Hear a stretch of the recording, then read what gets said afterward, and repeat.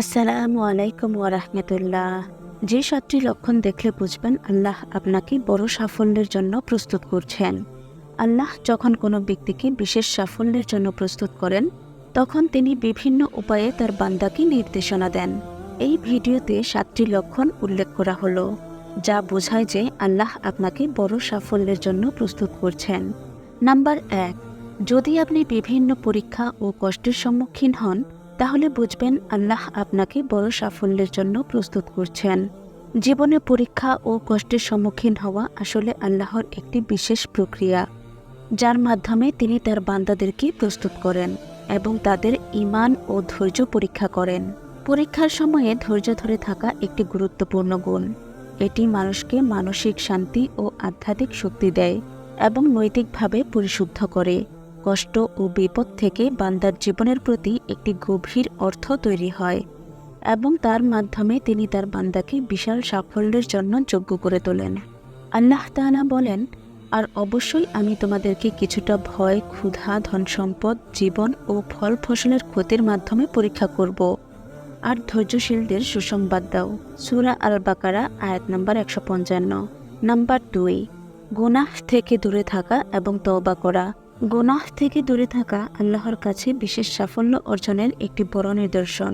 গুনাহ থেকে দূরে থাকা মানে শুধুমাত্র পাপ বর্জন করা নয়, এটি আল্লাহর সন্তুষ্টি লাভ এবং তার পথে চলার জন্য আত্মনিয়ন্ত্রণ ও আত্মশুদ্ধির এক গুরুত্বপূর্ণ অংশ।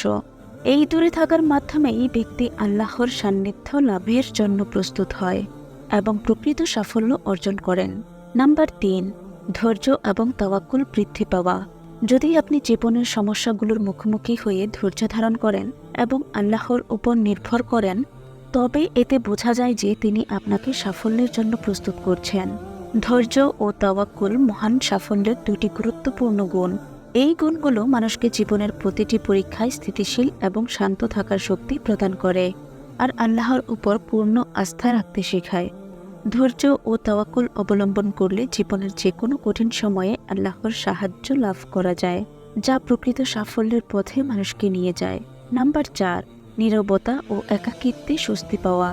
নীরবতা ও একাকিত্বে স্বস্তি পাওয়া আধ্যাত্মিক উন্নতি ও অভ্যন্তরীণ সফলতার একটি গুরুত্বপূর্ণ লক্ষণ। আল্লাহ যাদেরকে নিজ সান্নিধ্যের জন্য বিশেষভাবে প্রস্তুত করেন, তাদের অন্তরে একাকিত্ব ও নীরবতার মধ্যে স্বস্তি এনে দেন।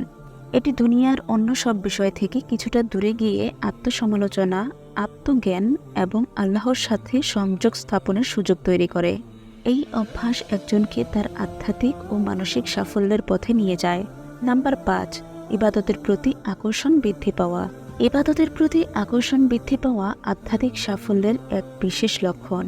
আল্লাহ যখন কাউকে তার নিকটবর্তী করতে চান, তখন তিনি সেই ব্যক্তির অন্তরে ইবাদতের প্রতি গভীর ভালোবাসা ও আকর্ষণ সৃষ্টি করে দেন। এই আকর্ষণ মানুষকে দুনিয়ার প্রলোভন থেকে দূরে রাখে এবং আল্লাহর সন্তুষ্টি অর্জনের পথে এগিয়ে নিয়ে যায়।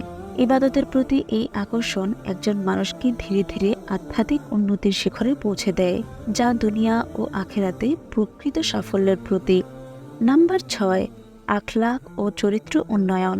আখলাক ও চরিত্র উন্নয়ন আল্লাহর কাছে সাফল্যের অন্যতম গুরুত্বপূর্ণ মানদণ্ড। আখলাক বা চরিত্রের উন্নয়ন একজন মানুষের ঈমানের গভীরতার প্রতিফলন, যা তাকে আল্লাহর সন্তুষ্টির পথে পরিচালিত করে।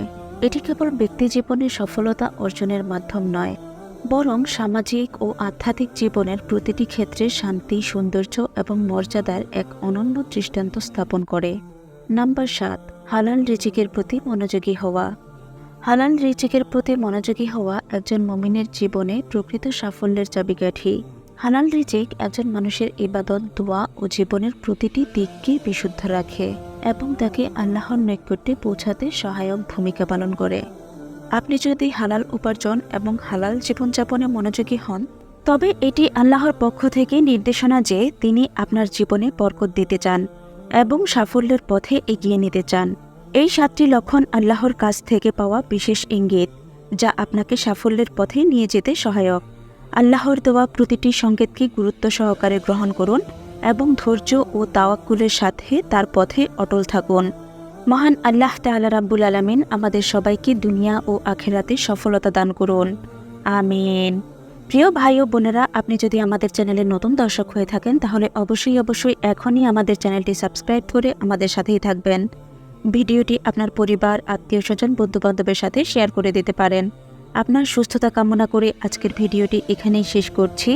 ভালো থাকবেন সবাই। আসসালামু আলাইকুম ওয়া রাহমাতুল্লাহ।